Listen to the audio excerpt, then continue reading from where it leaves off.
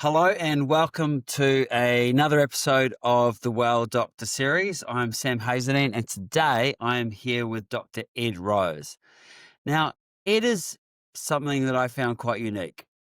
A happy, well-adjusted young doctor who actually seems to be thoroughly enjoying life and career. And while that shouldn't be unique, if you're a doctor listening to this, you'll be aware that that is somewhat of a unicorn in our industry with, 2 and 3 doctors in burnout. So we're going to have a chat today and find out what's actually making things work for Ed. So welcome, Ed. Good to have you here. Good to be here. Awesome. Look, the thing that really struck me when we were preparing for the call was the very much multi-dimensional approach that you bring to your life. I think, one thing that you said is you never saw medicine as a race. You took it as you took the time that you needed to get clear on what's important to you and to build a career that supports you. And I think, that clarity, that mindfulness that you've brought to it is obviously working for you, isn't it? Yeah, definitely. I think like most people, when you're going through high school and then university, sort of trying to figure out who you are as a person. And I think I was no different. I, very much always loved the creative arts.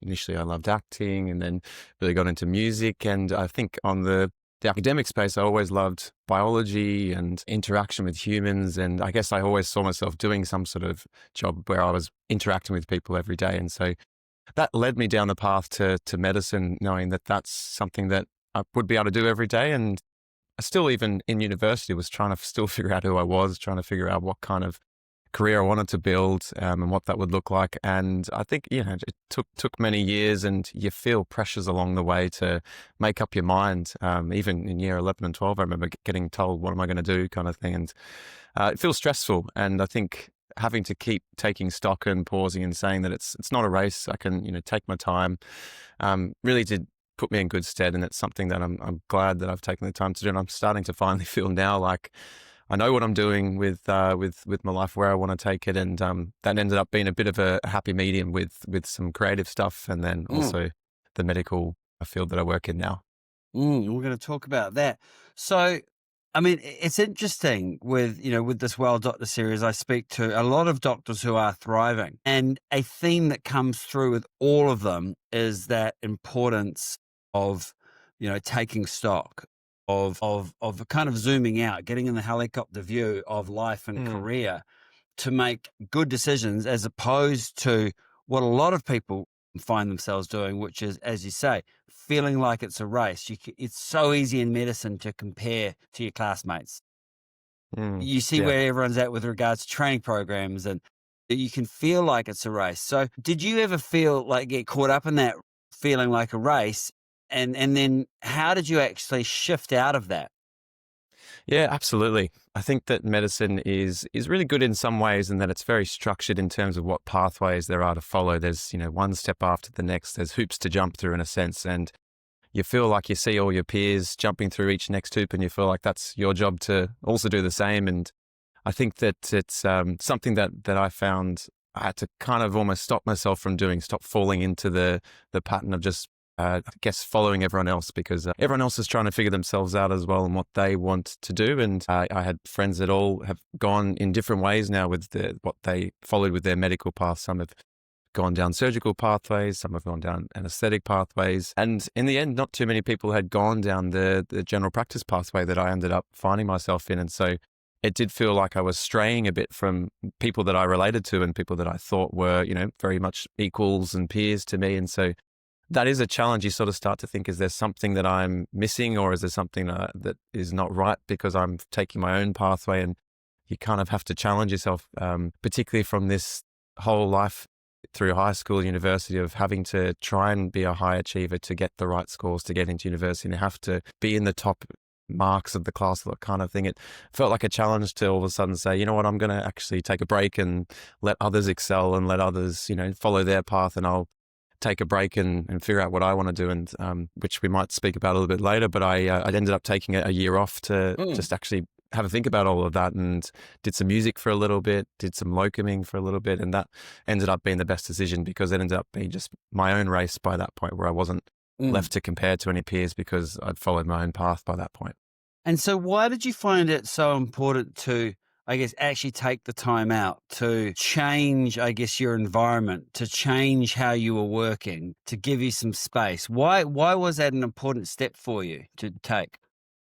I think that it, as I said, is really good in some ways that medicine has very strict pathways to follow and certain programs that you need to get on with certain prerequisites. And when it came to that kind of fork in the road where it was my turn to decide what path I want to go down to, I really just hadn't figured out what I was ready to do yet. And I think that rather than dive into something where I'm not really sure if I want to do it yet, I thought it was actually better just to actually take time to just explore some things for a little bit. And that included doing locuming, where I did some work in emergency. I did some work in some of the medical fields, and that gave me a bit of a taste of other things, which I was very much enjoyed. I was in some different hospital networks too. So went to Tassie for a little bit, which is where I'm from, went up to Coffs Harbour. So I got to experience different hospital networks as well with different teams. And that was really beneficial to get some different tastes. But in the end, I also just wanted to explore some stuff outside of medicine too, just to kind of remind me of the things that I'm also passionate about outside of work. And that really gave me some time to remind myself that some of the color that you can add to your life through creative stuff was really important to me. And that's where it ended up being something that helped me to decide that I wanted to find a job where I could keep doing that stuff as well. So that's where general practice became really beneficial for me, is that I can be a little bit more in charge of the work hours I have and have a little bit of balance there that allows me to still explore some of the creative stuff in my life, which at the moment is very much music. Yeah, that time out really helped me to clarify what my needs are in terms of what I want out of my career, but also what I ended up being passionate about, which is both music and also general practice. Yeah, interesting. I mean, it's what you describe is essentially the ethos and the idea that of the reason I started MedRecruit back in 2006. It was, there are groups, there are people in medical school who know what they want to do, and they've got a one-track mind, and you can look at that and be almost envious. It's like, it's so nice that they have that clarity. Hmm. But I would say for the majority, we have different ideas about what we like, and we like stuff because we like working with a consultant or whatever. It's like, we actually need to, and the other piece is, we've got decades of career ahead of us. And Hmm. so the whole idea back then was actually give people a chance to get out of that pressure cooker of got to perform, got to get onto the training program, got to move forward, and take 1 year, take 2 years, whatever it is, to actually figure out what you love about medicine. Because the thing about medicine is there's an almost infinite number of paths you can take, very different jobs, very different work environments, different types of colleagues. You can find what you love about this career, but the key is, from a lot of people, they've got to take the time, don't they? Absolutely. And I think that I was always very envious of people that knew exactly what they wanted to do. And that always does kind of lead that little voice in your head going, am I missing something? Am I maybe just not cut out for this because I don't know exactly what I want? But I think that the more that you speak to people, you start to realize that everyone kind of feels a little bit like that too. They're still sort of figuring it out. And Yeah. there's probably only a minority that are very fixated on exactly what they want. And the rest of us are just mostly just trialing and erroring things and seeing whether it fits us. And Yeah. you're right that we're very impressionable. If we find, maybe a good consultant or, a team that we work with that are really, really gel with us well, that can help us fall into that space. And I definitely know of friends that have found themselves in that way. And again, that's great. They're just kind of finding things that work for them. And I think, realizing that maybe not everyone's so sure of exactly what they want is actually quite reassuring when initially you feel like you're the only one. Yeah, Yeah, it's a nice absolutely. realization. Absolutely. I'd say as you say, I think it's the majority. So, I mean, you took this time out, you tried a few different things, and you decided on general practice. So, talk us through how you made that decision, and then, and why you made that decision, and then how you've used general practice to really make your career work for you. Yeah, yeah. So after being in the initial hospital system where you try out all the medical and surgical specialties, I found them all very interesting, but there wasn't one particular one that I was fixated on. I liked the diversity of what I was seeing throughout the times that I was spending in hospital. After that, I took the year off, did the locuming for a little bit, did some music, and then after that I did a year of emergency medicine. So it was in an emergency department for a year and found it incredibly interesting and loved that I was seeing something different every day. And in fact, every person that walked in had some different story. I found that the main thing that challenged me with emergency was probably the shift work and, having different times where you'd be on a night shift and then a day shift. And that probably led to a level of exhaustion. And then I found that my schedule outside of work was a bit chaotic. So that's what sort of led me to think, well, what is like emergency medicine, where you get the diversity, you get to see people every day, and then you also get to figure things out with the assistance of other specialties. And that really led me to say that pretty much what general practice is, just with the fact that you're one step before that, in a sense. You're seeing undifferentiated cases.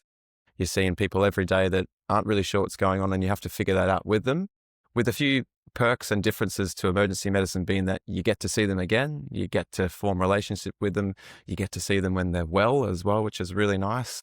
And you get to kind of start to understand people a lot more than perhaps in an emergency or a hospital system, where you kind of see them at their worst and you see them for maybe a week or two and maybe even less, and then you won't see them again potentially. So that's what led me to say that general practice was more my kind of fit. I really like the relationships you get to form in general practice with your patients. You start to, celebrate birthdays with them or know what they're doing for their holidays, that kind of stuff, where you actually start to understand each other and they start to understand you as well, and learn a bit about you. So that part of general practice I really, really enjoy. And then the best, I guess, a perk of general practice is the fact that you can have the flexibility as well. So I get to have a day off of the week where I can explore music, and that really is important to me and allows me to regenerate my creative side and flex the creative muscle that perhaps you don't get as much in working as a doctor. So that gives me, I guess, fills up my cup a little bit and makes me feel far more energized throughout the week, getting to explore that creative side.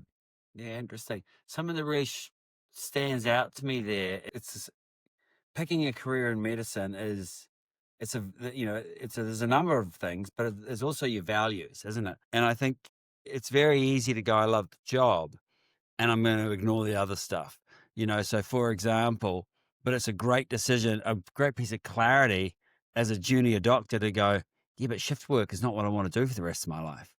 And it could be very easy to say, well, I really like emergency medicine. Shift work's, I don't like it, but it's okay. Because, then 10 years down the track, 20 years down the track, you're like, well, maybe I should have listened to that little voice. And, I really I think, being honest. So I think, I look back at myself as when I was younger, and I wasn't that I was dishonest with myself. It's just that I would ignore a lot of the red flags. and then, you ignore an analogy, life, gives you lessons. And the first lesson is what I call the feather. It's a little tickle. It's just like, not really, this isn't quite right. You ignore the feathers, you're going to get the brick. It's a lot less subtle. Ignore the brick, you get a Big Mac truck. Like at some point, you're going to get the lesson. And, the more, I guess, as junior doctors, we could listen to those feathers to really course correct and find what we love about, this great career and find our place in it, the better. Absolutely. Yeah. And I think not being afraid to actually just challenge whether you're happy or not and just say, is this the right career for me? And I think that if you're not questioning that, then you're probably putting the blinkers on. And I think it's always a good thing to question. And if the answer is yes, then that's great. And if the answer is no, work out, well, what can I do to maybe improve it? And I think that's what we all really should be doing every year, really. I mean, there's a lot of reasons outside of the individual as to why 2 and 3 doctors are in burnout. But, it is a reality that we need to look at and go, look, more than half of us end up in a really tough situation, whether it's long-term or for a part of our careers. And the more we can do, I guess, uphill or, ambulance at the bottom of the top of the cliff as opposed to the bottom, the better we're going to set ourselves up to find how we thrive in what is a very challenging career. I guess that's the piece, isn't it? It is such a challenging career. We deal with people's lives, life and death. You layer on top of that a work environment that doesn't work. You layer on whether shift work doesn't work. You layer on whatever it is. All this layering on just adds weight. And so I guess the more we can spend time getting clarity so that we can strip away weight, the better we are able to step into what is the challenging part of the job, which is, patients' lives. Yeah, absolutely. And every decision that we make is critical and important. I think that is what does lead to the burnout. You can't have a bad day, really. And that's, making sure that you've got all the right tools, that you're bringing your best self to work. And I think that's where having some balance outside of work is really important to make sure you're in your best position to go to work. Yeah, absolutely. Which is a beautiful segue into, a big part of this conversation, which is why, for you, having a creative outlet helps you both in your life, but also in your career. So talk to us about your music. Talk to us about why it's been useful for you and why it's helpful for you as a doctor to have this outside interest or passion. It's more than an interest. Yeah, yeah, yeah. It's something I've always been passionate about since I was very young, and it's something that I really find helps me just give a bit of light and shade to life with music having, I guess, not so many rules and encouraging experimentation and allowing you to really test things out. I really like that contrast to medicine where there's lots of rules and you've got to be, pretty consistent and not sort of go deviate too much outside of guidelines in essence. I like that uses two different parts of your brain in essence. So music for me is really important just to give me something different, to challenge me in a different way. And it's something that brings me a lot of happiness and joy. And whilst it definitely has its own challenges too, I very much know that a career in music would be probably quite a challenge of its own as well, particularly with how the industry is going now after, I guess, everything that's happened with the lockdowns and the nightlife in Australia that's struggling at the moment. It still is a passion, and it's something that I think gives people a lot of happiness in their life. And that's what I strive to do with our music, is to give people something to listen to after their day, and I guess to give them the color in their life. And yeah, it's something I've always been very passionate about. And the music journey is it's something that goes up and down, and depending on times at work where it's getting a little bit busy or it's getting a little bit challenging, music does have to take a back seat. But at the same time, it's something that, I can stay up through the middle of the night doing and lose track of time. And I think if you can lose track of time doing something, it means you're pretty happy with it. And that's that's music for me. Yeah, absolutely. Something I've spoken with quite a few doctors who are thriving is the importance of having an identity for themselves that goes beyond being a doctor. How does music affect you and your mindset in that respect?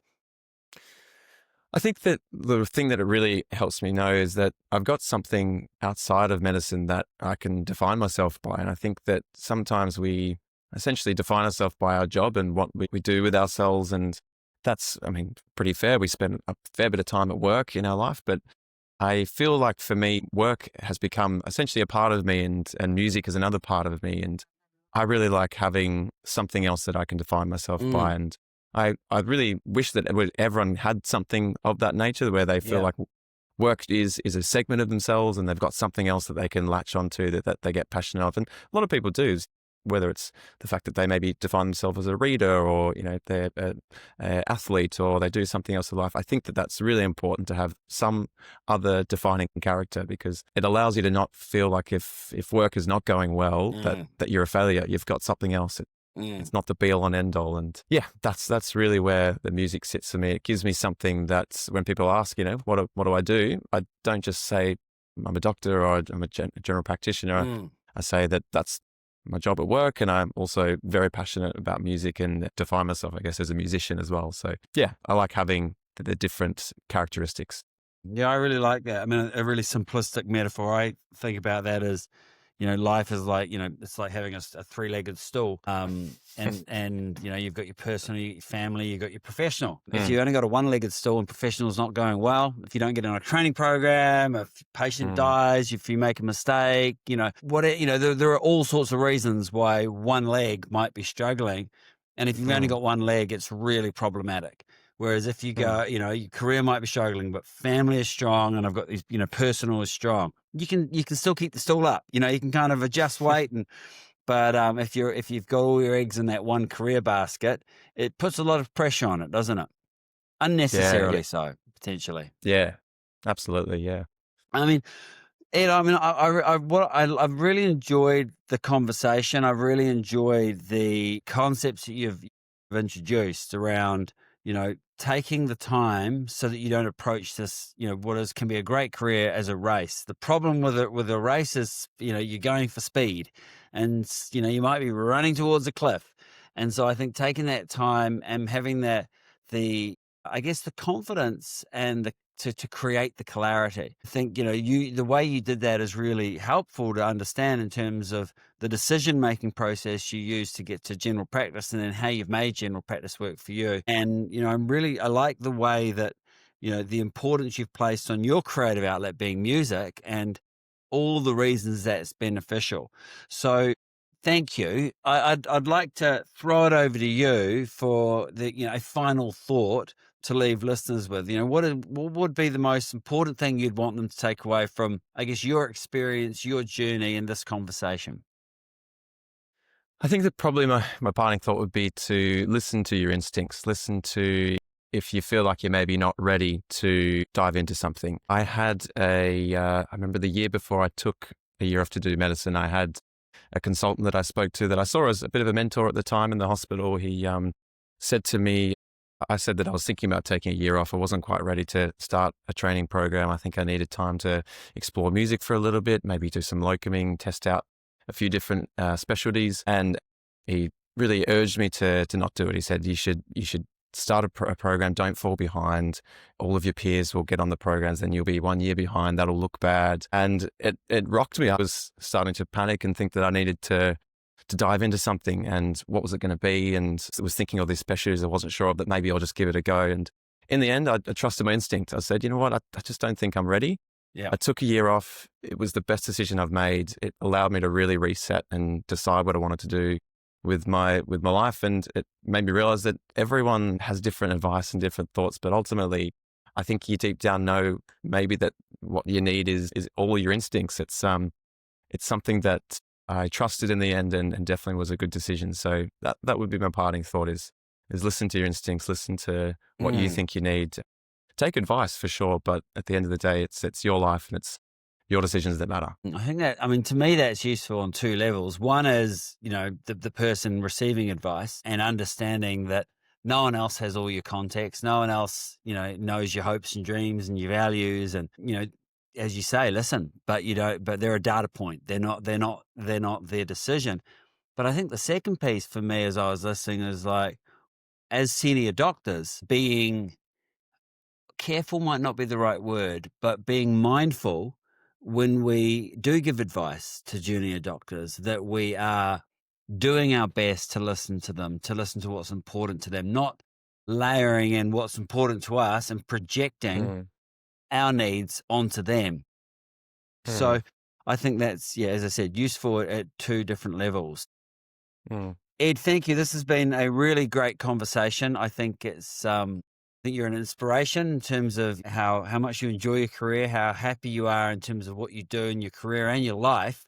And so I would hope and imagine that anyone listening would have drawn all sorts of inspiration from the path that you've chosen. Thank you very much. It's great to chat to you today. Thank you, Ed. Have a great one.